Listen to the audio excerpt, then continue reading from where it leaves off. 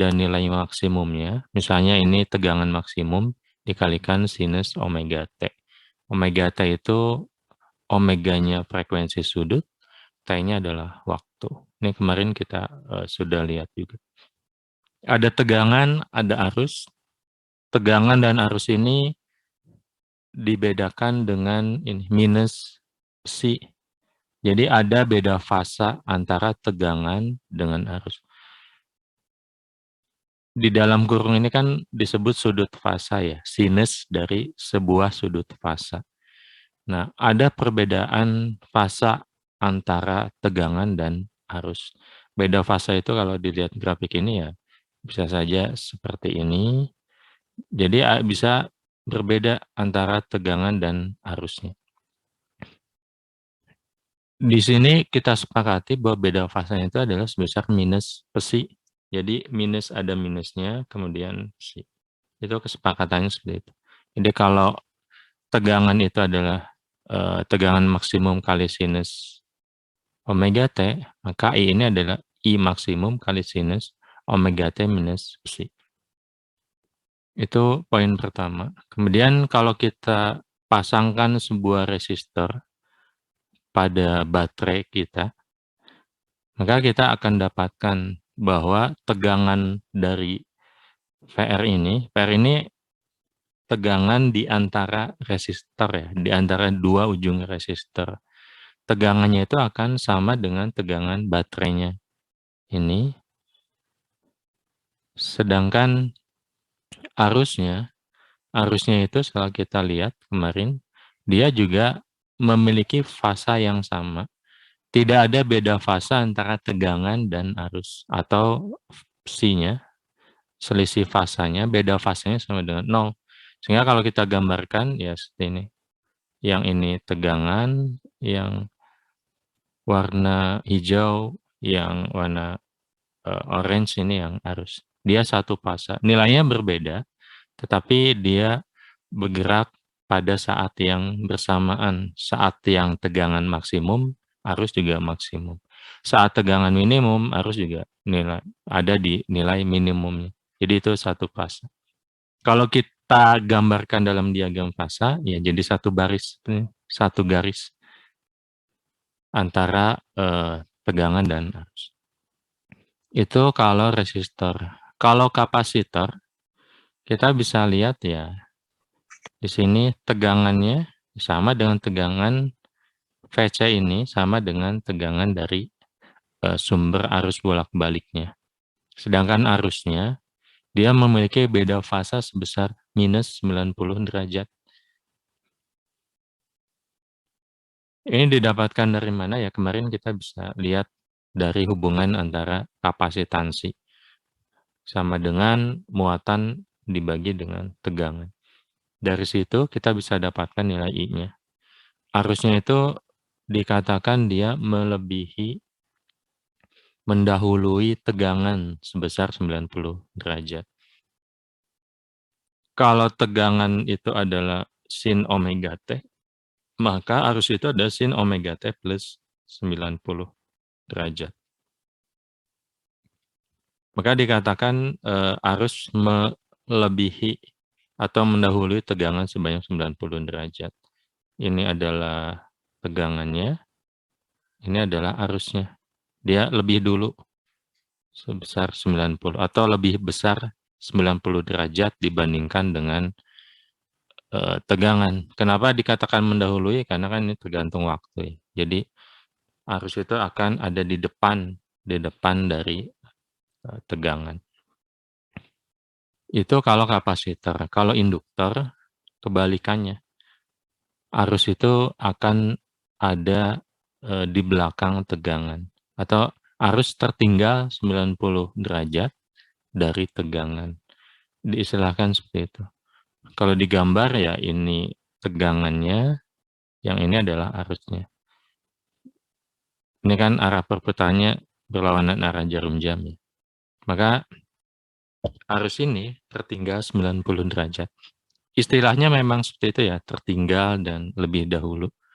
Karena ya kita kan melihat ini sudut fasa ya. Sudut fasa itu kan tergantung waktu. Nilai ini akan tergantung waktu, akan menentukan posisinya di mana terhadap waktu. Jadi dikatakan tertinggal atau mendahului. Kalau Anda semoga tidak bingung dengan istilah itu ya.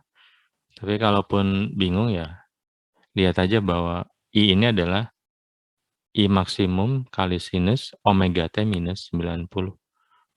Minus 90. Kalau yang tadi kapasitor, omega T plus 90. Oke ya. Ini ada 3 hal. Di sini juga dikenal ada yang namanya reaktansi induktif, XL, dan di kapasitor ada reaktansi kapasitif. Nah, sekarang kalau kita gabungkan ketiga komponen tersebut, R, L, dan C, pada sebuah rangkaian yang berisi dengan arus bolak-balik, sumber arus bolak-balik, ini, apa yang terjadi? Ya, kita gabungkan ketiga informasi di atas ini, antara tegangan pada resistor, pada kapasitor, dan pada induktor. Di sini akan lebih mudah kalau kita gunakan diagram fasornya. Kalau ini ada arus, nah ini kan rangkaian seri ya, arus itu akan bernilai sama. Ini yang saya gambarkan di sini, dia bisa saya anggap sebagai, misalnya saya lagi menggambarkan diagram fasor untuk arus, maka atau saya gambar ulangnya. Ini tuh adalah arus untuk resistor, juga ini sama dengan arus untuk kapasitor, arus yang melewati kapasitor, dan juga arus yang melewati induktor. Sama, kenapa sama ya? Karena ini rangkaian seri. Rangkaian seri ini arusnya bernilai sama. Arus di sini melewati ini dan melewati ini akan bernilai sama. Nah, kalau Anda lihat untuk resistor, diagram fasor untuk resistor, ini kan berhimpit ya, arus dan tegangan itu berhimpit. Maka di sini kita lihat ya arusnya ini, tegangan juga ada di garis yang sama. Maka ini adalah VR. Nah, kemudian kalau kita lihat yang kapasitor, Anda bisa lihat arus itu ada di sebelah sini. Arus itu kan mendahului tegangan sebanyak 90 derajat. IC itu ada di sini, dan VC itu ada 90 derajat ke kanan. Maka kalau digambarkan di sini, ini adalah I-nya, IC-nya, maka yang ini adalah VC-nya. VC. Kemudian kalau kita lihat ini, induktor, arus itu yang ini. Kalau arus yang ini sekarang ada di sini, maka ya VL-nya akan ada di sini. Ini VL-nya akan ada di sini. Dan ini juga 90 derajat. Jadi tolong jangan terbalik ya. I itu ada di sini, kalau I-nya sekarang posisinya ada di sini, maka ya Anda putar saja. VL-nya akan ada di sebelah sini. Nah, ini diagram fasor untuk rangkaian RLC. Yang dari sini kita bisa lebih mudah untuk menyelesaikan kasusnya. Karena ini kita akan memperlakukannya sebagai sebuah vektor. Kalau ingin dicari tegangan dari tegangan misalnya pada atau ingin dicari impedansi ya, impedansi itu ini. Impedansi itu adalah sama dengan ya katakanlah hambatan pengganti. Ini kan ada R, ada L, ada C. Berapa hambatan penggantinya? Ya, seperti ini. Kita bisa lihat vektornya. Ini R, ini ada XL dan ada XC. XL dan XC ini karena dia vektor dan arahnya berlawanan, maka dikurangi. Selisihnya mana? Kalau lebih besar XL, maka selisihnya akan seperti ini. Nah, maka Z itu adalah yang ini. Ini Z. Kalau XL lebih besar dari XC, Berarti kan lebih induktif ya. Mungkin nanti kalau ada istilah rangkaian ini lebih induktif atau lebih kapasitif, itu tergantung XL ini lebih besar atau lebih kecil dibandingkan dengan XC.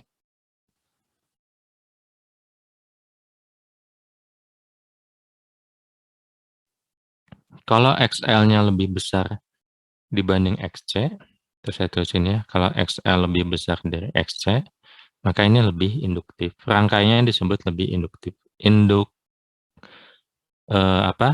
Induktornya menang. Tapi kalau XC-nya lebih besar dari XL, ya Anda bisa tebak ini dikatakan kapasitif. Rangkaian ini lebih kapasitif. Artinya XC-nya, kapasitornya, nilai hambatan kapasitornya lebih besar dibandingkan hambatan induktornya. Bagaimana kalau sama? Kalau sama, kalau XC sama dengan XL, ini disebut keadaan resonansi. Jadi nanti ada yang namanya keadaan resonansi, di mana nilai XC-nya lebih besar dibandingkan dengan XL. Kalau resonansi apa yang terjadi?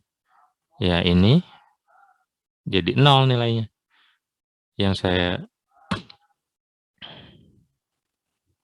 XL min XC-nya jadi 0 karena XL-nya sama dengan XC. Jadi Z-nya itu hanya akan ditentukan oleh resistornya saja.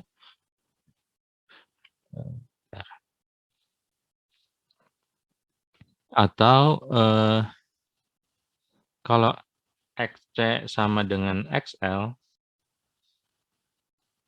XL itu masih ingat kalau Anda lihat di atas, XL itu adalah omega L frekuensi sudut kali dengan induktansi, XC itu adalah 1 per omega C. Nanti lihat lagi di atas kalau lupa. Maka di sini kita punya yang namanya frekuensi sudut natural, kadang disebut frekuensi sudut natural pada saat resonansi. Maka omega itu ya sama dengan 1 per LC akar.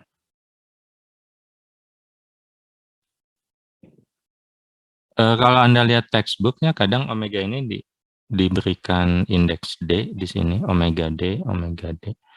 Tapi ya ada juga yang textbook yang tidak memberikan itu. D itu untuk driving. Frekuensi sudut. Sama saja.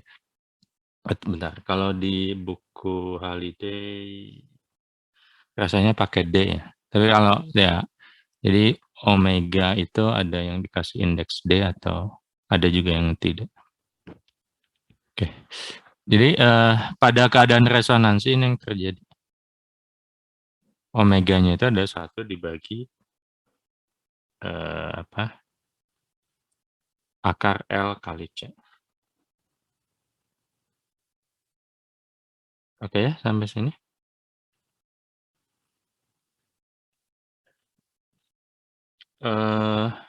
Resonansi itu kalau Anda lihat ya nanti,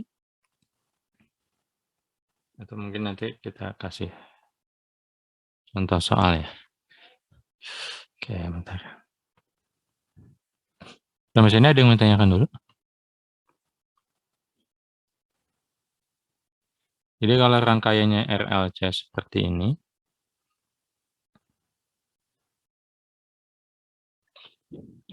tolong diingat gambar diagram fasornya itu seperti ini. Yang ini adalah sama dengan tegangan atau bisa juga sama dengan hambatan. Karena kan tegangan itu I kali hambatan ya. Artinya kalau diminta diagram fasor yang menggambarkan hambatan juga bentuknya sama. Karena I-nya ini kan sama ya. Karena rangkaian seri. Ini bisa XC, ini adalah XL. ini tegak lurus. Tegak lurus. Jadi bisa tegangan atau ya hambatan. Sama. Bentuk diagram fasarnya sama. XC ini VC. Itu kemudian ada yang disebut impedansi. Ini adalah hambatan gabungan yang ini. Ini bisa didapatkan ini dari mana ya? Dilihat vektornya. Makanya menuliskan dalam diagram fasor itu membantu. Tanpa menuliskan seperti ini kita nggak bisa mendapatkan bentuk yang seperti ini secara langsung ya. Sebenarnya bisa tapi agak panjang akan panjang. Tapi kalau hanya melihat diagram fasor, ya kita bisa dapatkan bentuk ini dengan mudah. Dilihat saja XL min XC itu selisih XL dan XC.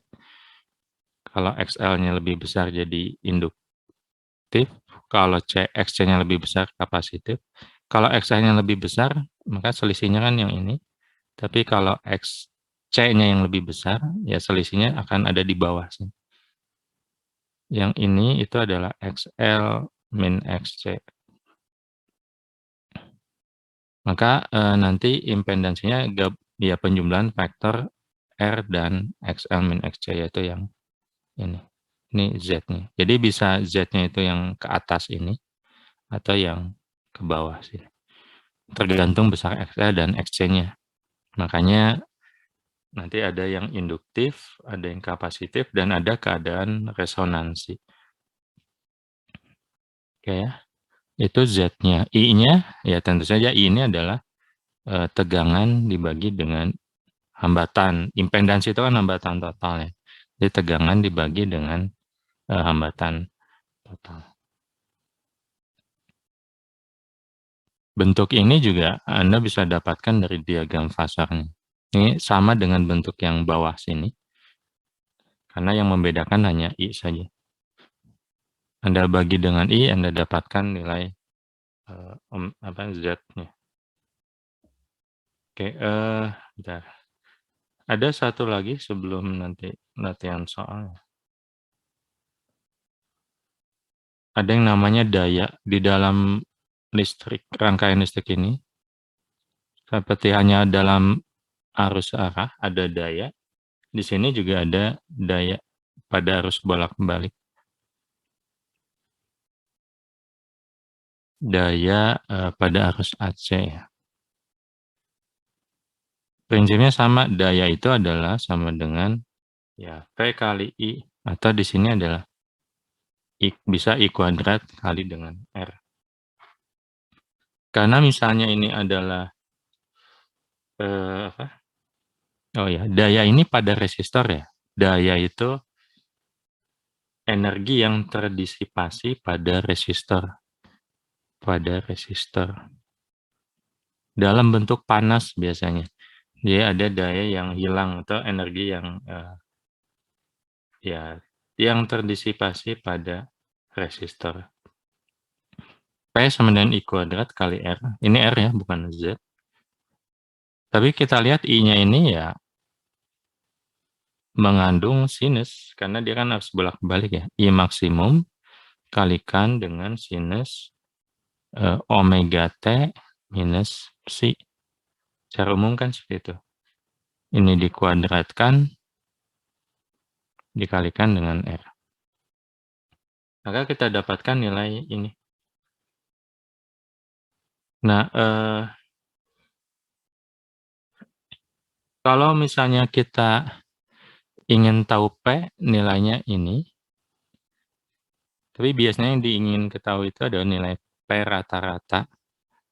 P rata-rata. Kalau P rata-rata ya rata-ratakan yang ini dirata-ratakan IM sinus omega T minus psi. Ini kuadrat kali R. Ini semuanya dirata-ratakan. Rata-rata dari R ya tetap R karena dia konstan. Dari I maksimum juga tetap I maksimum karena IM itu kan konstan ya. Jadi ini IM tetap, R juga tetap, nilai rata-ratanya karena konstan. Tinggal kita cari rata-rata dari sinus ini kuadrat ya, sinus omega T minus psi kuadrat. Dan rata-rata itu, ya mungkin nanti Anda bisa cari caranya ya, secara matematis. Tapi ini nilainya adalah setengah. Ini nilainya adalah setengah. Rata-rata dari ini adalah setengah.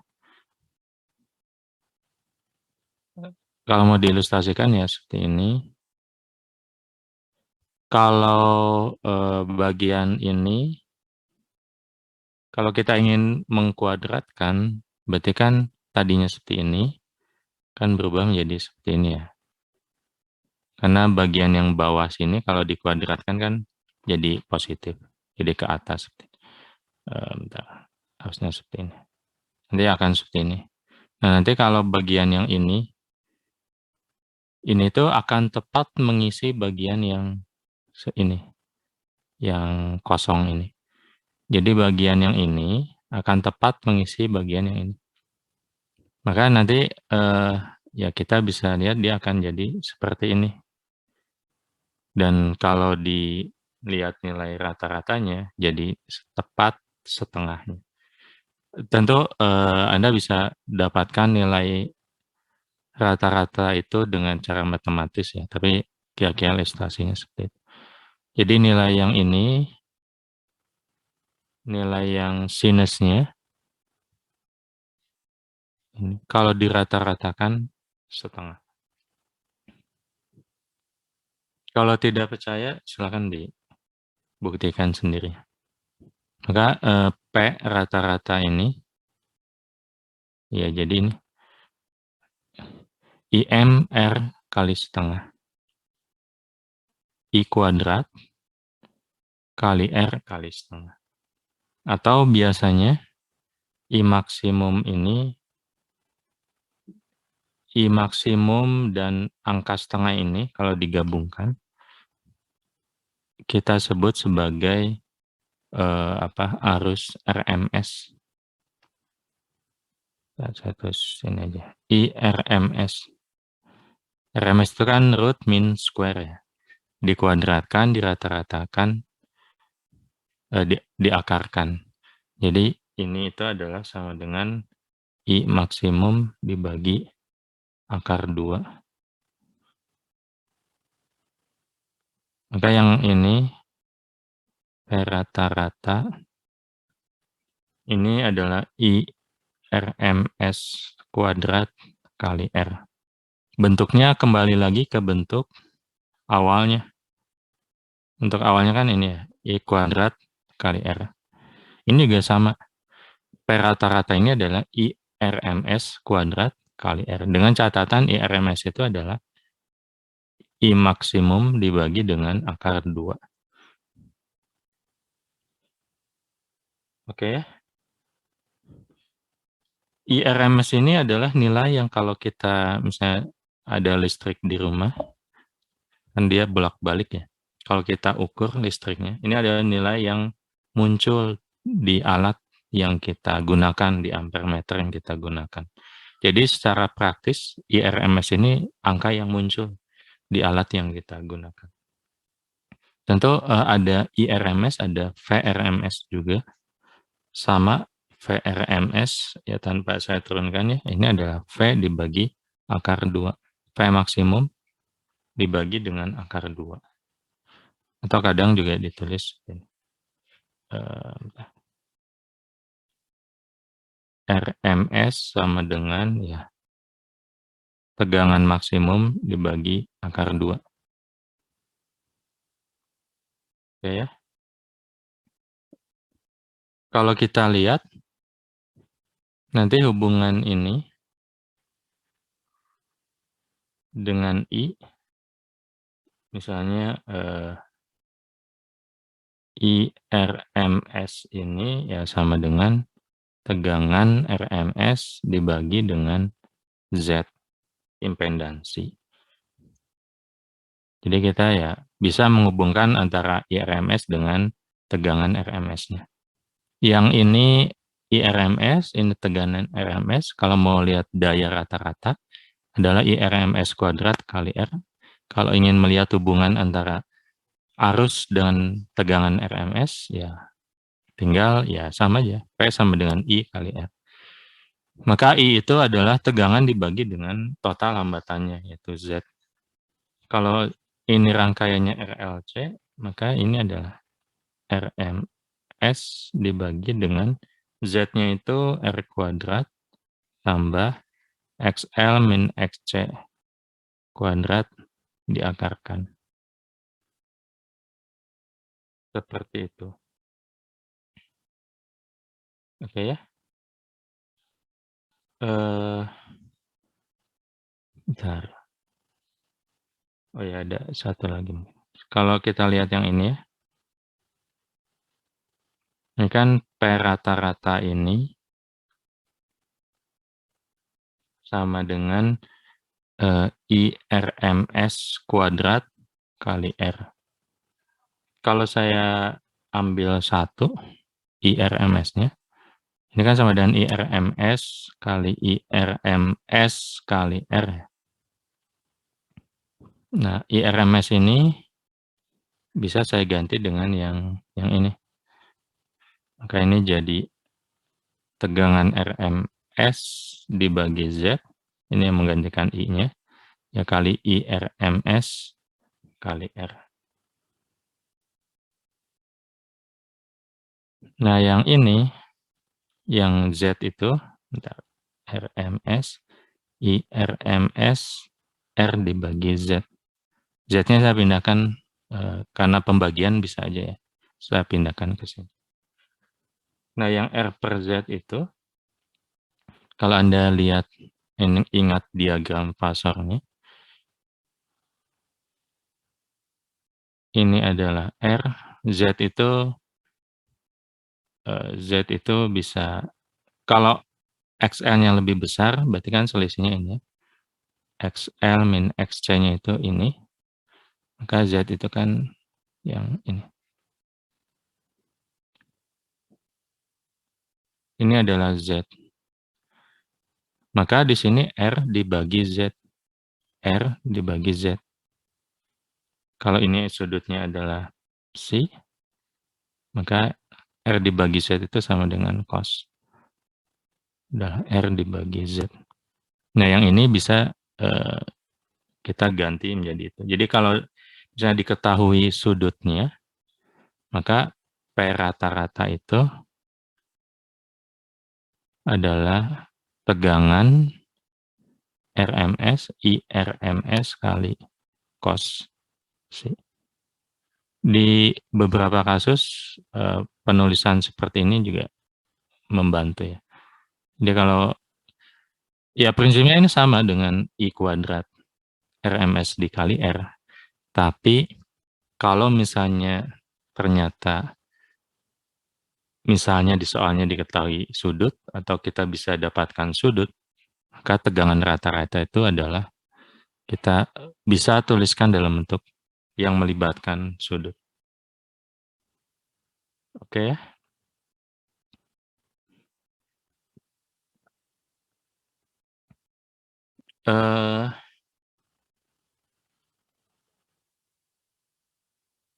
Nah, ini materi terakhir di rangkaian RLC.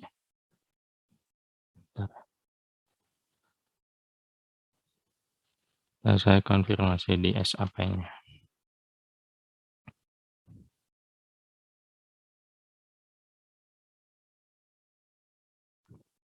Kalau Anda lihat SAP-nya,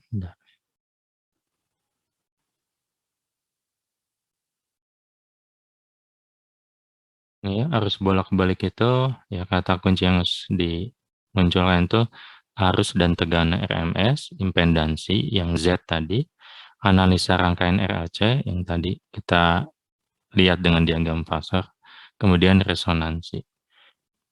Itu yang harus disampaikan. Sebenarnya kalau lihat buku Haliday ada tambahan materinya ya. Ada yang transformer misalnya. Transformer itu mungkin saya bahas singkat aja.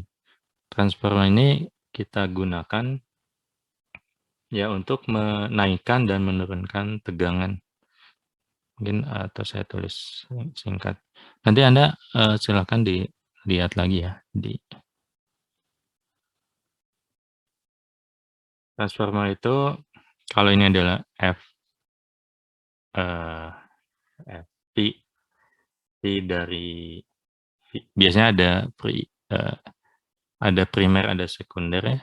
Ini PP sama dengan NS dibagi NP. N itu jumlah lilitan, P itu tegangan. Jadi ada tegangan. Jadi tegangan kalau digambarkan mungkin kalau Anda lihat transformer, sini itu ada lilitan. Ini lilitan primer, di sini ada yang kedua lilitan sekunder. Lilitan ini katakanlah ini primer, yang ini tegangan sekunder. Biasanya ini nanti dihubungkan dengan hambatan. Ini ada R. Jadi kita bisa mengatur berapa tegangan primer dan sekundernya. Jadi kita bisa mungkin mudahnya kita bisa menaikkan atau menurunkan tegangan. Dan ini kan yang biasa kita gunakan ya. Kalau saya punya peralatan listrik yang butuh voltase 100 volt misalnya, maka ya kita harus sedangkan listrik yang ada itu ya 220 volt, maka kita harus menurunkan dulu tegangannya menjadi 100 volt, sehingga nanti dia bisa sesuai dengan spesifikasi dari alat yang kita gunakan. Maka di alat tersebut biasanya ada transformer untuk menurunkan tegangan yang ya disesuaikan dengan kebutuhannya. Dan ini akan bisa kita atur dengan lilitannya. Di sini ada lilitan primer, lilitan kawat ini lilitan sekunder. Ini juga yang kemarin kita bahas, membuat arus itu kenapa kita menggunakan arus bolak-balik bukan arus arah. Karena kita bisa dengan mudah mengatur, bisa menaikkan dan menurunkan tegangannya. Oke ya, ini sepintas saja, nanti Anda silakan lihat lagi kalau mau di buku teks. Karena sebetulnya ini nggak masuk SAP ini. Tentu saja ini akan sebanding dengan IS sama dengan IP NP dibagi NS.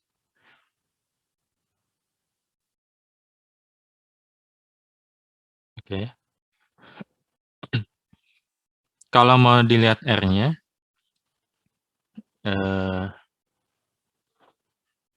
atau saya tulis saja. R ekuivalen ini adalah resistor, nilai resistor yang pada sirkuit sekundernya yang dibutuhkan NP dibagi NS kuadrat kali R. Jadi ini ya nilai R ekuivalen yang bisa dipakai untuk menggantikan nilai R di sirkuit yang kedua. Ya kira-kira seperti itu. Oke ya. Saya akan coba cari soalnya ya, bentar.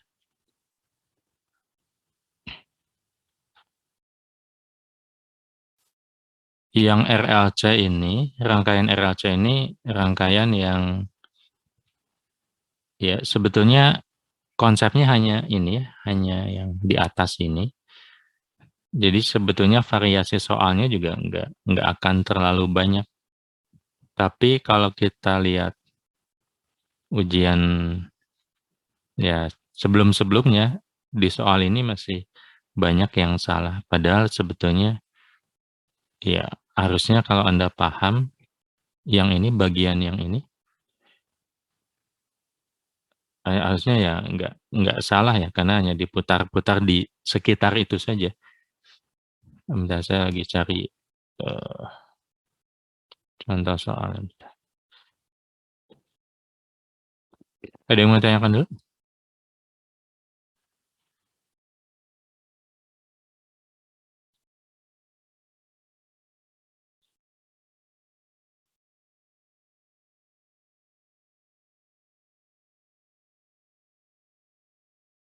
Oke. Mungkin saya akan mulai dari yang sederhana dulu ya.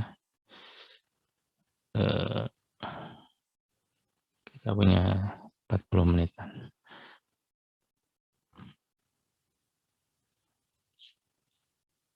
Nah, mungkin ini. Jadi ada sebuah induktor dengan reaktansi, ini XL ini reaktansi induktif sebesar 30 ohm. Satuannya ohm karena dia memang hambatan. Ingat XL itu adalah apa? XL itu sama dengan omega L. XL ini sama dengan omega kali L. Biasanya yang akan dilihat apa di komponen listrik itu adalah nilai induktansinya. L-nya, nilai L-nya. L ini akan menjadi hambatannya, akan diubah menjadi hambatan tergantung omeganya berapa. Induktor dengan reaktansi ini dihubungkan dengan secara seri dengan resistor yang hambatannya 40 ohm serta sumber tegangan AC. Berarti di rangkaian ini hanya ada ini sumber arus bolak-baliknya, ada R dan ada L. Hanya ada R dan L saja. Nanti kita lihat kalau ada C-nya seperti apa. Tapi semoga yang ini bisa Anda bisa mendapatkan gambaran seperti apa kira-kira persoalannya. Di sini kita lihat ada arus yang mengalir sebesar ini. 4V, 4 sin, omega. Ini omeganya pakai D. Omega DT ditambah V per 3 ampere. Yang A gambarkan diagram fasor untuk tegangan. Berarti tegangan ya, diagram fasor tegangan pada resistor, induktor, dan generator. Generator ini tadi sumber arus bolak-balik yang ini. Kalau diminta diagram fasornya, ya kita bisa gambarkan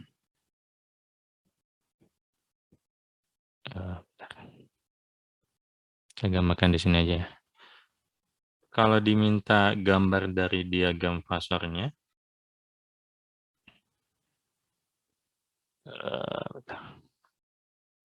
mungkin kalau di soal yang nanti muncul nggak akan diminta menggambarkan ya, karena kan soalnya isian singkat. Tapi bisa saja nanti diberikan gambar, kemudian Anda diminta untuk melihat apa yang bisa diambil dari gambar. Misalnya ini adalah ya ini adalah tegangan maksimum, karena yang diminta diagram fasor untuk tegangan maksimum. Nah, ini tegangan maksimum, yang ini maksimum ya, berarti yang nilai yang ini adalah tegangan, yang ini adalah omega T-nya. Ini adalah omega T. Oke ya. Itu tegangan, kemudian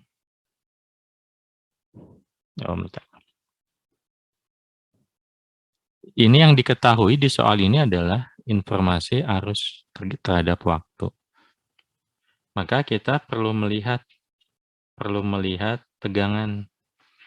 karena yang diminta diagram fase tegangan, berarti soal yang nomor A ini sebetulnya minta kita menghitung dulu atau melihat tegangannya itu seperti apa. Di sini kalau kita lihat arusnya ini, atau bentar saya tulis ulang. Arusnya itu adalah 4 kali sin omega T plus V per 3. A-nya itu ampere.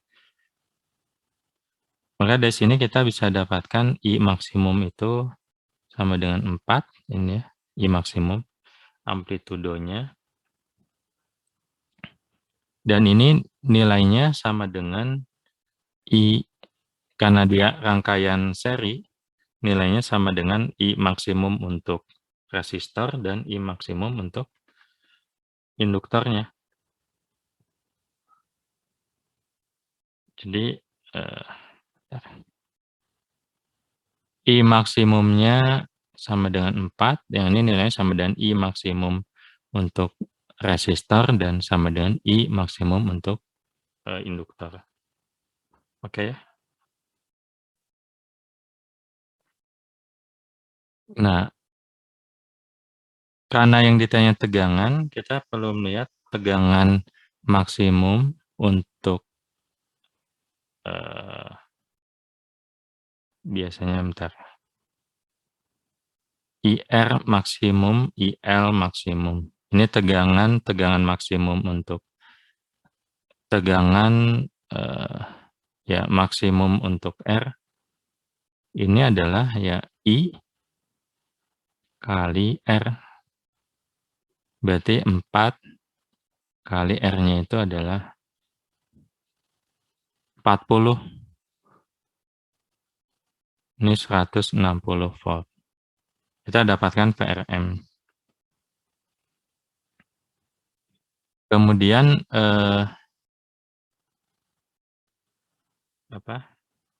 PL-nya, PLM adalah IL maksimum kali dengan XL.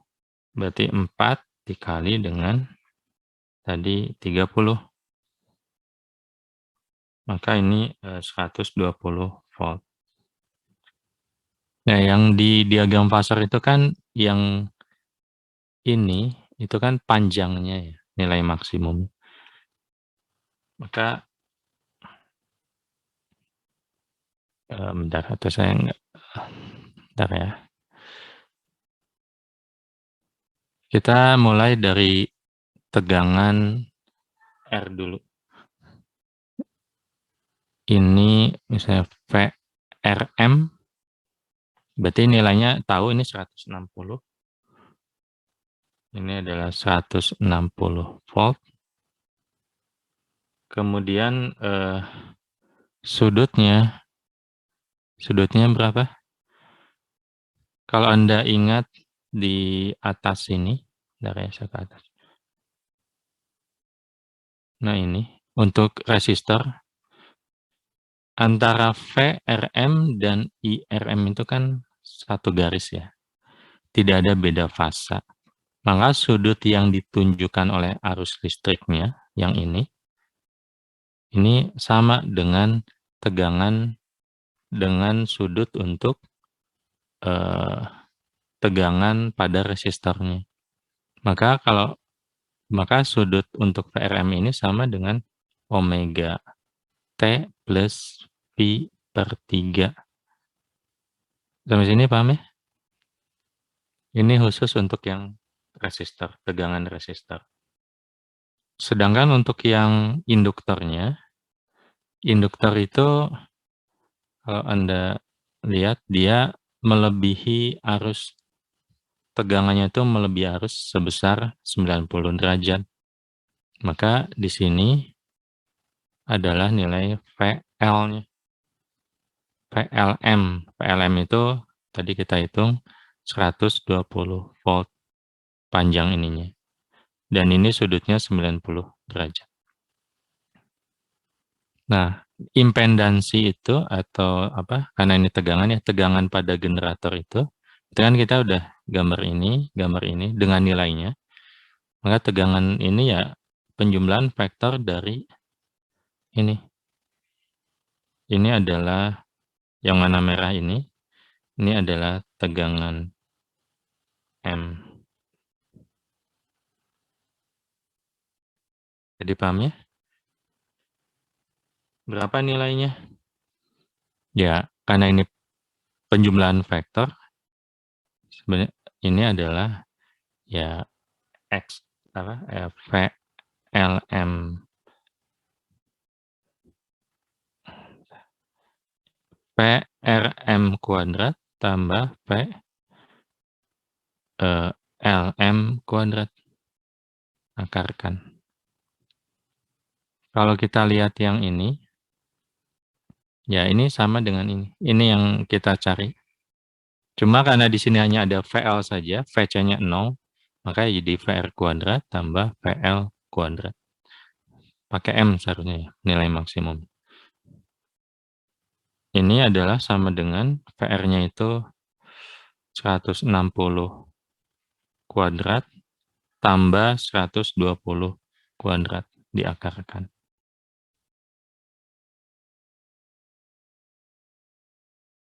Berapa? 160, 120 kali 160 kali 120. 20, Kak. 200. 40.000 ya, Per jadi 200. Ya betul. Makasih. Berarti ini 200 volt. Maka yang ini nilainya ya 200 volt. 200 volt. Ini kan kalau dilihat ini panjang, dia lebih panjang. Ini nilai maksimum itu berarti menggambarkan panjang dari garis ini. Sedangkan kalau kita proyeksikan ke sumbu ya, ini adalah VR. VR itu tergantung nanti sudutnya. Ya, bentar. Maka bentuk diagram fasornya seperti ini. Nah, yang ini, yang di sini ada sudut psi. Sudut ini berapa? Ya, kita bisa hitung dengan ya misalnya cos atau sinus dari sudut ini. Kalau cosnya itu kan berarti cos ini tuh adalah VRMM dibagi M. Atau kalau sinnya adalah ya PLM dibagi M. Atau bisa pakai tangan, sama aja. Kalau dihitung, ada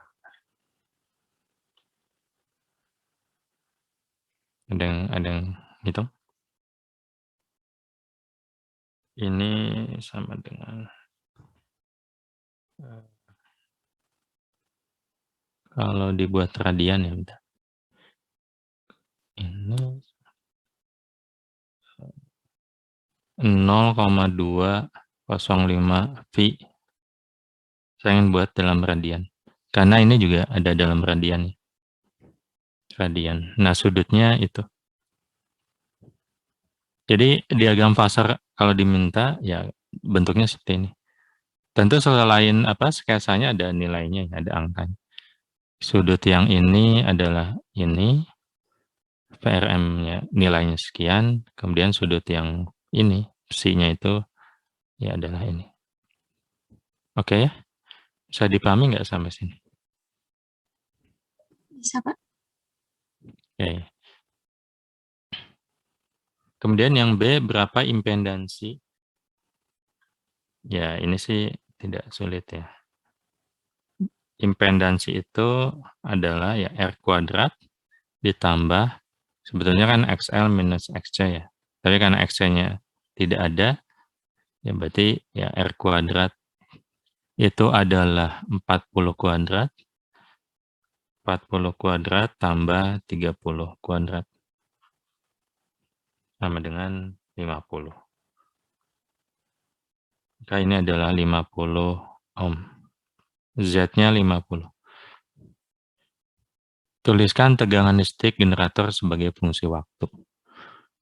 Arusnya ini ada dalam fungsi waktu. Sekarang kita lihat berapa tegangannya. Tegangan ini sebagai fungsi waktu. Nilai maksimumnya ini, yang ini adalah nilai tegangannya. Berarti kalau dituliskan, tegangan itu kan tegangan maksimum dikalikan dengan ya sinus dari omega T. Nah, di sini mungkin yang Anda perlu hati-hati. Tegangan di sini kita perlu melihat rangkaiannya ini sifatnya apa?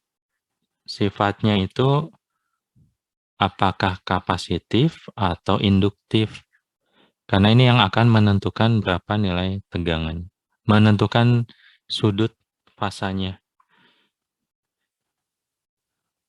Maksud saya gini, kalau ini kita lihat ya rangkaian ini kan hanya ada induktor saja. Maka rangkaian ini jadi rangkaian induktif. Kalau rangkaian induktif, kita perlu lihat sifatnya. Rangkaian induktif itu, mana? Ini ya, induktor. Kita lihat bahwa arus ini tertinggal 90 derajat dibandingkan dengan tegangan. Maka kita perlu melihat bahwa kalau arusnya diketahui, atau saya tulis ini ya. Kalau arusnya kan kita sudah tahu ya. Arus itu ada 4 sin 4 kali sin omega T plus V per 3. Nah, di sini, karena ini rangkaian R dan L, maka kan pertanyaannya di sini akan ada beda fasa sebesar psi. Ini kalau kita gabungkan R dan L saja. Tadi yang 90 itu kalau L saja. Tapi karena di sini ada R dan L, maka akan ada beda fasa sebesar. Nilai psinya itu bukan 90. Nilai psinya itu berapa? Nah, arus itu tadi dikatakan tertinggal sebesar sudut fasa, sebesar V-nya, psinya. Maka E ini adalah omega T plus ini. Berarti kan ini sama dengan sudut fasa dari arusnya ya. Nah, kemudian kan arusnya tertinggal sebesar psi, maka tegangan ini melebihi atau mendahului sebesar psi. Jadi sifat rangkaian yang konduktif atau induktif akan menentukan ininya itu jadi plus atau minus psi. Ini yang perlu hati-hati. Karena ini rangkaian induktif, maka arusnya itu tertinggal terhadap tegangannya. Artinya tegangannya mendahului arusnya. Maka ini nilainya plus psi. Maka kalau ditulis ini tadi 200 sinus omega T plus V per 3 plus berapa tadi sudutnya? 0,205 V. V per 3 itu 0,33. 200 sin omega T 33 ya. Berarti 0,538 V. Nah, ini jawabannya. Bisa dipahami nggak?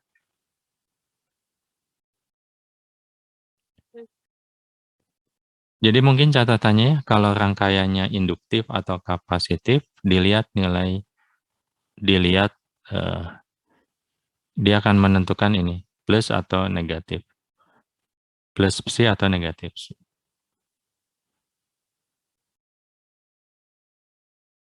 Begitu? Ikhlas, paham ikhlas? Paham, Pak. Oke, mungkin saya akan cari soal yang RLC ya. Pak, Ya, izin bertanya. Untuk ya. saya masih kurang paham, Pak, di proses pembuatan diagram fasornya, Pak. Oh, oke. Diagram yang ininya ya. Iya, Pak. Oke, kalau rangkaiannya R dan L, bentar. Diagram fasor itu kan kalau rangkaian seri ya, RL dan C, maka yang ini tuh kan adalah sama dengan VR, ya VRM. Yang ini akan sama dengan XL. Ini V ya. Kalau tegangan berarti ini VL, M maksimum, ini adalah VC, M. Itu kalau tegangan. Kalau hambatan ya sama. Ini adalah R, ini adalah XL, ini adalah XC. Karena antara hambatan dengan tegangan itu kan sama ya. V itu adalah I kali R. Dan I-nya ini adalah sama, kan dia rangkaian seri. Maka diagram fasor untuk tegangan dan hambatan itu polanya sama seperti ini. Di sini untuk R, di sini untuk L, di sini untuk C. Polanya sama. Yang ini 90, ini 90, ini 90, ini 90. Sekarang tinggal dicari nilainya. PR-nya itu berapa? P itu adalah ya I kali R. I-nya berapa? Ini kan VRM ya, berarti I-nya juga I maksimum. I maksimumnya itu ini 4 ini. Ini kan nilai maksimum. Berarti 4 kali R. Ini VC-nya nggak ada di soal ini. PL-nya itu ya sama dengan ya I maksimum kali XL. I maksimumnya 4, XL-nya tadi 30. Maka kita dapatkan nilai VL dan VM. Sampai situ oke ya. Nah, sekarang kita lihat ini diagram fasor ini arus ini kan arus. Arus ini untuk resistor dia akan berhimpit diagram fasornya antara arus dan tegangan. Kalau Anda ingat antara untuk resistor saja arus dan tegangan itu kan satu fasa. Jadi kalau digambarkan antara arus dan tegangan itu berhimpit. Nah, maka di sini sudut fasa untuk arus akan sama dengan sudut fasa untuk tegangannya. Karena kan dia berhimpit ya. Seperti kita bahas di atas. Maka sudut ini akan sama dengan sudut fasa untuk arusnya. Yaitu ini. Maka ini adalah omega T plus V per 3. Oke ya. Sedangkan yang ini satu lagi. Tegangan generator itu, ini, yang kita hitung 200 itu adalah penjumlahan antara PL dan PR. Yang ini. Ini adalah tegangan maksimumnya. Yang adalah sama dengan ini. Ini angkanya kita hitung dari sini, dapatkan 200. Jadi kan dia memiliki sudut nih, sudut C. Ini adalah beda fasanya. Nah, karena antara arus ini kalau digambarkan di sini, arus itu kan di sini ya, sama dengan nilai V-nya. Karena antara arus dan tegangan resistor itu kan satu fasa. Maka ini ada beda fasa. Jadi yang lebih umum kemarin itu, jadi antara arus dan tegangan akan ada beda fasa, selisih fasa sebesar ini. Sebenarnya kalau dilihat dari gambar diagram fasornya kita bisa tahu bahwa tegangan ini dia melebihi arus sebesar beda fasa ini. Jadi tegangan sama dengan tadi tegangan maksimum sinus omega T plus ini plus si ini. Karena dia melebihi sebesar ini. Bisa dilihat dari diagram fasornya, Ya, tapi bisa juga dilihat dari sifat bahwa ini adalah induktif. Induktif itu ada tegangan, beda tegangan sebesar psi. Begitu. Nilai ini juga bisa kita hitung. Ya, tadi pakai sinus atau kosinus. Karena itu manfaat diagram fase. Kita bisa memperlakukan ini seperti halnya vektor. Kalau tidak diberlakukan seperti ini, kita sulit mendapatkan nilai ini. Tapi kalau kita buat dalam diagram fase, ya ini tinggal hanya fungsi dari sinus atau kosinus saja. Kita bisa dapatkan nilainya. Begitu, apa bisa dipahami? Baik Pak, terima kasih Pak. Oke. Kayaknya mungkin waktunya nggak banyak. Biasanya soal-soal ujian itu ya sekitar ini. Ada R, L, dan C. Bisa juga misalnya R-nya ada 2. Kalau R-nya ada 2, ya Anda gabungkan dulu R ini dan R itu. Jadi apa resistor penggantinya berapa. Misalnya soalnya seperti ini ya, diketahui rangkaian RLC dengan R40, ini 40 ohm, XC-nya itu ini 120 ohm, XL-nya 60 ohm. Bisa di soal itu diketahui langsung XC-nya, atau kadang juga diketahui kapasitansinya, C-nya. C-nya berapa, kemudian induktansinya berapa. Untuk dapat XC ya, XC itu adalah 1 per omega C. C yang ini dikalikan omeganya. Omeganya dari mana? Omeganya ini. Omeganya di situ. Omega T kan, ini kan omega T. Kalau di soalnya diketahui C-nya, nilai kapasitansinya, Anda perlu cari dulu XC-nya. Ya, XC-nya itu 1 per omega C. Omeganya ada di sini, C-nya di, ya misalnya di soal.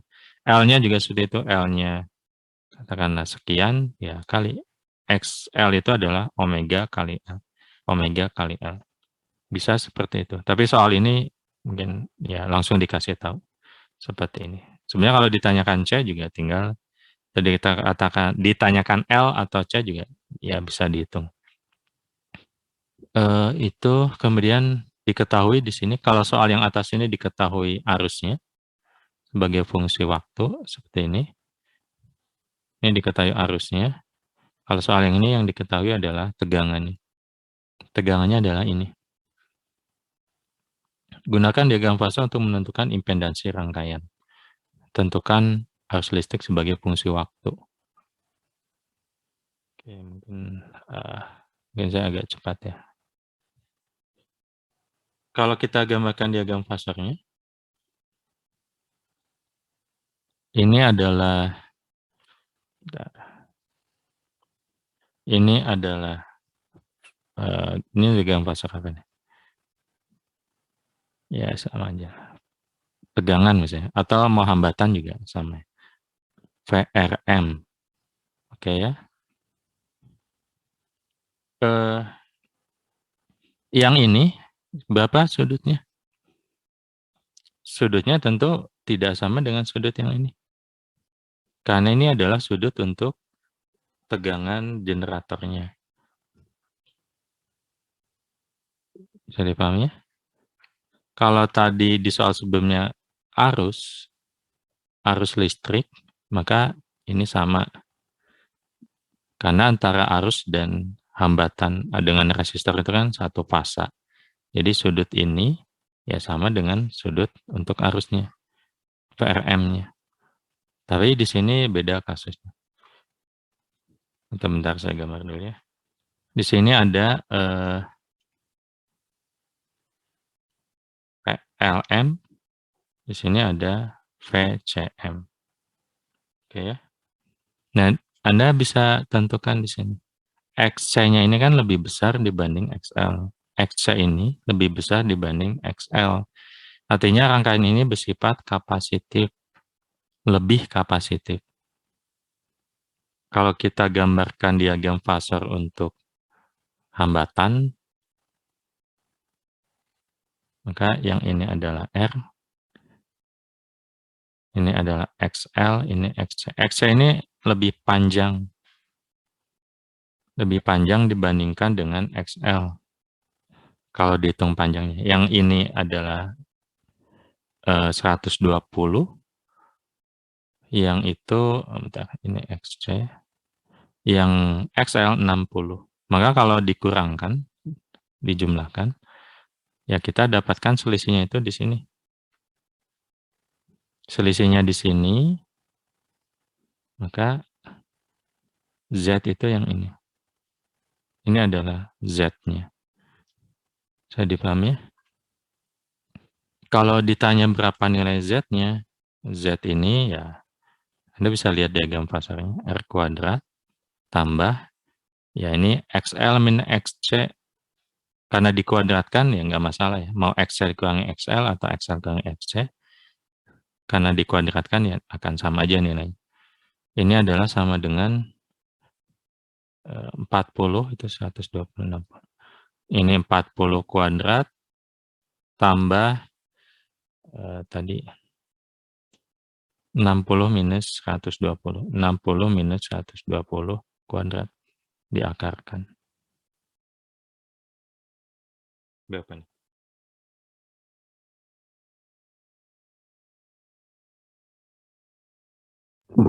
akar 13, Pak. Berapa? 20? 20 akar 13.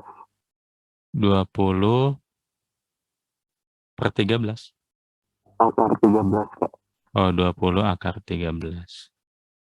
Oke ya, ini satuannya. Ini Z-nya. Jadi kan soal yang A, tentukan impedansinya sudah ya. Diagram fasornya seperti ini.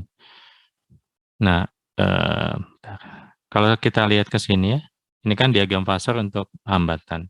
Kalau untuk tegangan, ya berarti di sini selisihnya sama. Kita akan dapatkan, ini maksudnya garis putus-putus. Nah ini adalah M, yang nilainya 200. Ini yang 200. Dan sudut ini, sudut yang ini yang adalah ini 100T tambah Pi,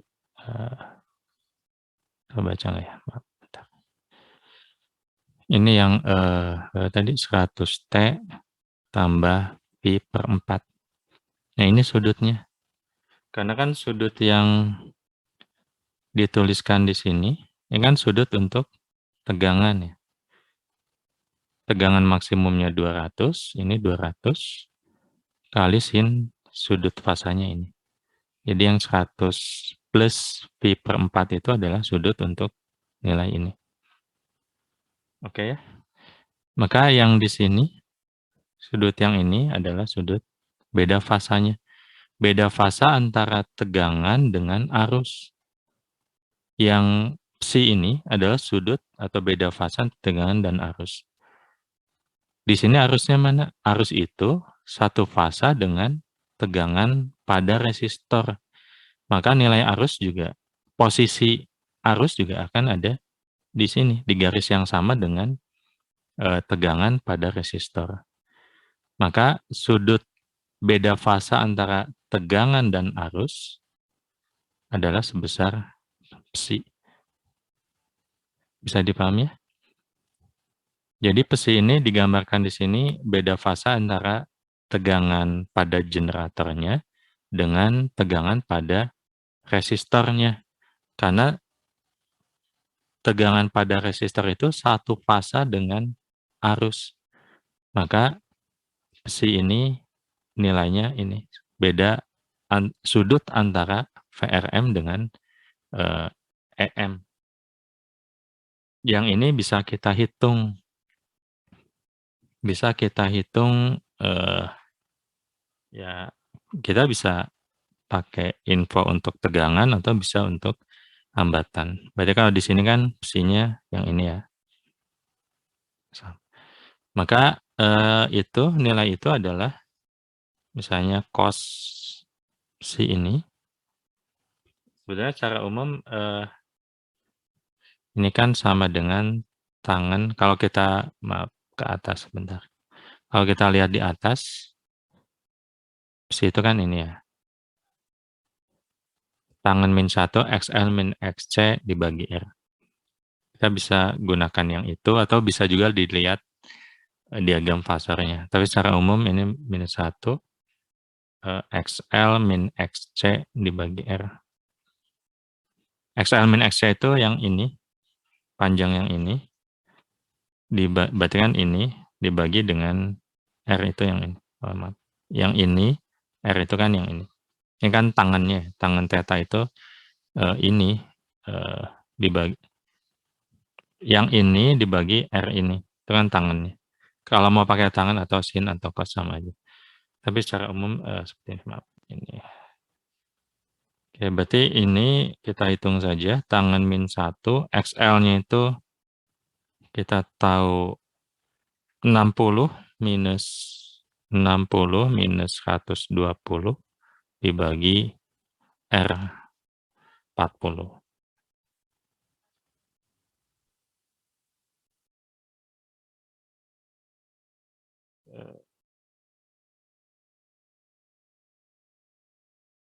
Ini minus dalam radian ya, 0,313 pi radian. Tentu sudutnya akan minus. Kenapa minus? Ya nilai ini 60 minus 120 itu kan minus. Dan kalau dilihat gambarnya juga, XL min XC itu ini, berarti kan berlawanan dengan arah perputarannya ya, dikali dengan, dibagi dengan PR-nya. Oke ya, ini sudutnya. Berarti kalau dilihat diagram fasornya sudah lengkap. Ini yang ini adalah sudutnya, kita sudah ketahui nilai VR dan VM-nya, ya, bisa kita cari. Bentar, ini yang ditanya itu impedansi, kemudian arus listrik sebagai fungsi waktu. Oh, itunya aja dulu ya. Arus listrik sebagai fungsi waktu berarti I tergantung T, I maksimum kalikan sin omega T. Nah, ini perlu kita lihat ya, perlu kita lihat. Perlu kita lihat sifat rangkaiannya seperti apa. Sifat rangkaiannya itu kan X. Maksudnya induktif apa atau kapasitif? Ini kan kapasitif ya. Kapasitif. Kalau kapasitif berarti apa? Berarti nilai arus itu mendahului atau tertinggal dibandingkan dengan tegangannya. Kalau kapasitif, arus itu mendahului tegangan sebesar psi. Sebenarnya Anda bisa lihat juga dari gambar ini. Tegangan itu adalah yang ini, arus itu kan sefasa dengan tegangan pada resistor yang ini. Berarti arus ini mendahului tegangan sebesar psi. Dia memiliki mendahulukan arah berputarnya ke sini ya, berlawanan arah jarum jam. Berarti dia mendahului sebesar psi. Maka di sini ini adalah sudut fasa untuk tegangan itu 100T tambah pi per 4. Ini langsung ya. 100T tambah pi per 4. Ini untuk tegangan, sudut fasa tegangan. Untuk arus, berarti ini plus psi. Bisa dipahami ya? Maka IM-nya itu belum kita hitung, tapi ini adalah sin 100T tambah pi per 4, 0,25 pi tambah ini. Berarti minus 0,313.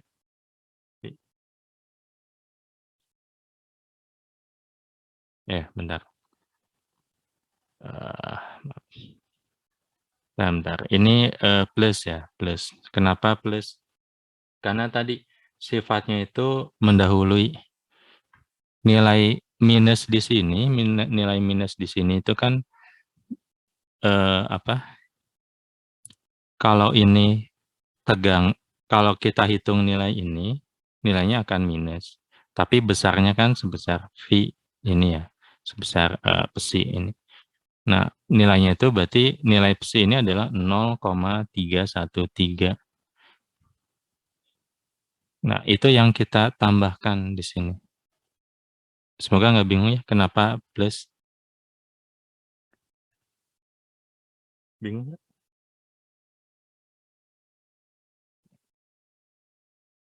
Kalau hanya dihitung nilai ininya, psinya, misalnya tangan minus 1 dari ini sama dengan minus, itu ya. Tapi kalau kita lihat diagram pasarnya, nilai arus itu akan ada lebih besar dibandingkan tegangan yang ini. Ini tegangan dari sudut fasade tegangannya, berarti ditambah dengan psi nilai ini. Maka kita dapatkan itu. Karena kalau kita lihat kan rumus kesepakatannya itu ini, kalau ini adalah maksimum sin omega T, maka I ini adalah sama dengan I maksimum sinus omega T minus psi. Nah, kalau mau minusnya ini dimasukkan ke sini. Jadi minus plus minus, minus kali minus jadi plus. Atau kalau mau juga bisa lihat diagram fasornya. Jadi ya ada dua cara ya. Anda bisa stick pada ini, atau bisa melihat diagram fasornya. Oke ya, hasilnya akan sama saja. Kalau stick terhadap perumusan ini, maka ini minus, minus psi, jadi plus. Atau kalau mau lihat itu juga, ini jadi plus, sama aja. I maksimumnya berapa? I maksimum itu sama dengan, ya, P itu kan I kali R. P ini sama dengan I kali R. Maka I ini adalah tegangan maksimum dibagi dengan Z. Tegangan maksimumnya adalah sama dengan ini 200. Berarti 200 dibagi Z. 200 dibagi 20 akar 13 tadi. Sama dengan 10 dibagi akar 13. Maka yang ini 10 dibagi akar 13. Tentu ini nanti silakan dihitung. Kemudian yang ini dijumlahkan. Bentar.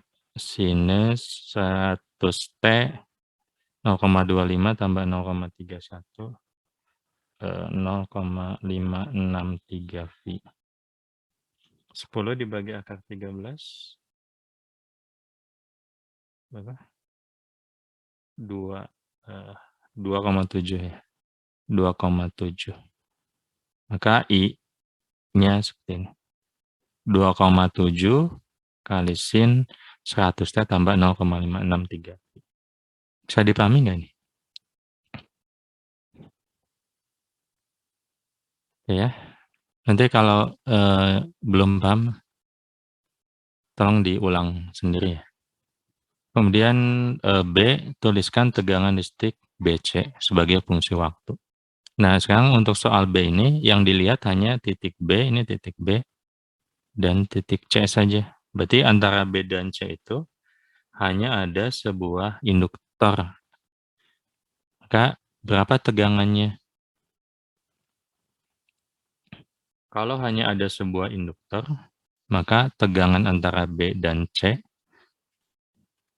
tegangan maksimumnya, ya sama dengan tegangan untuk induktor saja. Yang ini sama dengan ya I maksimum kali nilai XL. I maksimumnya tadi 2,7, ini 2,7, kali XL-nya tadi 60. 60 kali 2,7. 166,4 volt. Ini tegangan maksimumnya. Bisa dipahami? Yang ditanya apa? Tuliskan tegangan listrik sebagai fungsi waktu. Oke. Tegangan BC fungsi waktu tegangan maksimum BC kali dengan sin. Nah, ini perlu hati-hati lagi. Pada induktor itu arus tegangan mendahului arus sebesar V/2.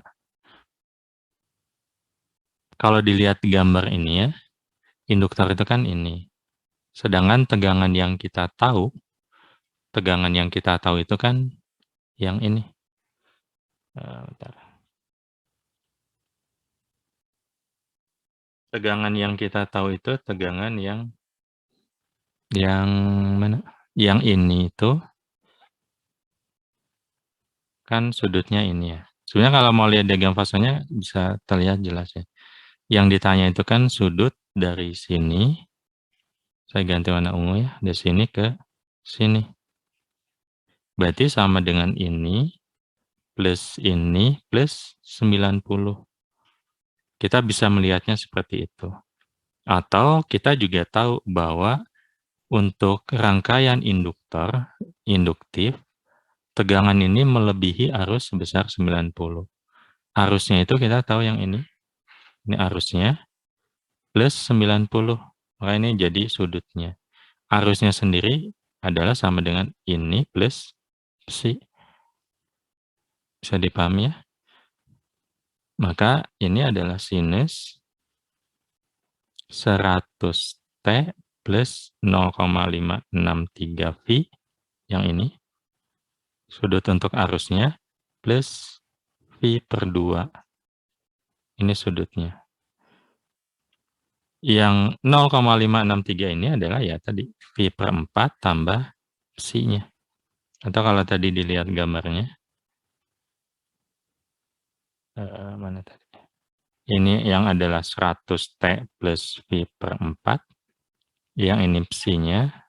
Yang ini adalah baru untuk PL-nya 90.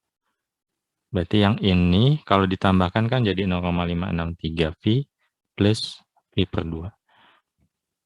Oke ya, semoga bisa dipahami. Ini ada nilainya 166,4. Yang ini nanti tinggal ditambahkan. Tambah 0,5. Oke ya.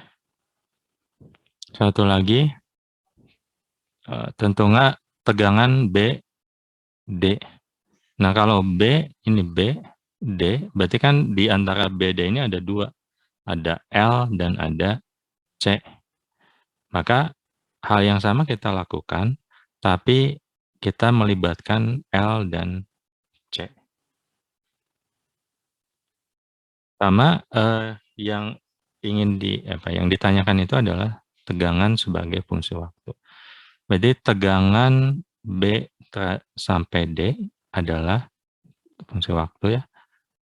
BD maksimum kali dengan sin ya sudut fasanya berapa. Kita cari dulu ini satu-satu. VBD maksimum ini adalah sama dengan I maksimum kalikan hambatan di antara titik B dan D. Atau kita ZBD. Karena di sini ada L dan C, maka hambatannya itu ZB dan D ini ya, kalau Z saja, bentar ya, ini ada. Kalau Z aja kan ini. Kalau di sini hanya ada Z, antara B dan D itu hanya ada XL dan XC, maka R-nya kan nggak ada. Ini adalah XL minus XC kuadrat diakarkan. Maka kita dapatkan nilai impedansi antara titik B dan titik D. XL min XC itu tadi 60 minus 120 dikuadratkan, diakarkan. Ya sama aja. Berarti sama dengan berapa tadi? 60 ya. Ini IM-nya itu ini, I maksimumnya 166,4. ZBD-nya itu tadi 60 minus 120 kuadratkan diakarkan. Berarti kan sama dengan 60 ya. 60. Ini dikalikan. Ini VBDF. Nah, kita dapatkan nilai ini. Tinggal kita cari sudut fasa yang ada di dalamnya. Kita perlu tentukan dulu ini induktif atau kapasitif. Bisa seperti itu atau bisa kita lihat gambarnya. Kalau kita lihat gambarnya, tadi kan XC ini lebih besar dibanding XL. Maka sisanya kan ini. Yang sudah kita ketahui itu adalah sudut ini misalnya. Bukan misalnya. Kita sudah tahu arusnya itu kan ada satu arah dengan ini, dengan R. Ini sudut untuk arusnya itu ini 100T plus 0,56 1T kurang 1,56. Nah, ini terhadap ini dia kan berarti dikurangi 90. Sudut yang ini tadi dikurangi 90. Kita dapatkan nilai tegangan untuk L. Untuk L dan C. Bisa lihat gambarnya, bisa juga lihat sifatnya. Sifatnya itu kan kapasitif berarti ya. Karena XC-nya lebih besar dibanding XL. Jadi kan dia lebih kapasitif. Kalau kapasitif, maka apa yang mendahului yang mana? Artinya tegangan ini lebih lambat V/2 dibandingkan dengan arusnya. Maka kalau arus itu sudut fasanya adalah ini 100T plus 0,563 V, ini sudut fasa arus, maka ini dikurangi dengan V/2. Ini akan menjadi sudut fasa untuk tegangannya. Karena untuk kapasitif, tegangan itu tertinggal atau arus itu mendahului tegangan sebesar 90 derajat. Begitu? Bisa dipahami nggak? Raihan, paham Raihan? Paham, Pak. Oke ya. Jadi yang perlu dihati-hatikan itu adalah terutama nilai sudutnya ya. Pertama perlu Anda lihat dulu sifat rangkainya itu kapasitif atau induktif. Kalau kapasitif berarti arus itu akan mendahului tegangan sebesar 90 atau kalau induktif ya sebaliknya. Bisa seperti itu dilihat sifatnya atau bisa juga dilihat diagram fasornya. Karena tegangan di sini ini kan tegangannya, tegangan yang kita ketahui itu adalah sudut untuk ini. Sudut untuk arusnya, ini kan arus. Kita ingin tahu V antara B dan D itu kan selisihnya yang ini ya. Maka ya sudut yang sudah kita ketahui dikurangi dengan 90. Bisa juga dilihat gambarnya seperti itu. Oke ya. Nanti soal-soal selama ini soal-soal ujian itu ya berkisar seperti ini ya. Bisa ditanyakan tegangan antara B sebuah titik seperti ini atau bisa ya secara keseluruhan. Ya tipe soal ujian juga akan seperti ini.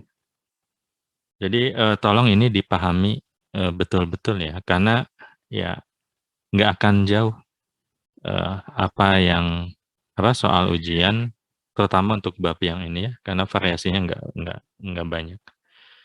Jadi tolong dipahami.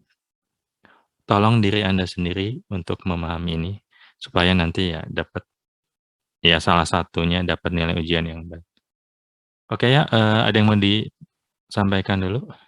Kita sudah hampir jam 10. Kalau tidak ada, pertemuan hari ini akan saya cukupkan sampai di sini. Kalaupun ada yang ingin ditanyakan, bisa di pertemuan berikutnya. Silakan saja. Ya, kalau saya pribadi ya, di awal kuliah saya selalu bilang ada yang mau disampaikan dulu atau tidak. Termasuk kalau ada yang sebelumnya dibahas belum Anda pahami, ya silakan ditanyakan saja. tentu sarannya ya Anda belajar dulu ya untuk maksudnya untuk tahu saya paham atau tidak kan ya Anda minimal memperhatikan atau ya Anda mengulang pelajarannya. Oke, itu aja. Terima kasih. Assalamualaikum warahmatullahi wabarakatuh. Selamat pagi semuanya. Waalaikumsalam. Terima kasih, Pak. Terima kasih, Pak. Selamat pagi, Pak. Iya, Pak.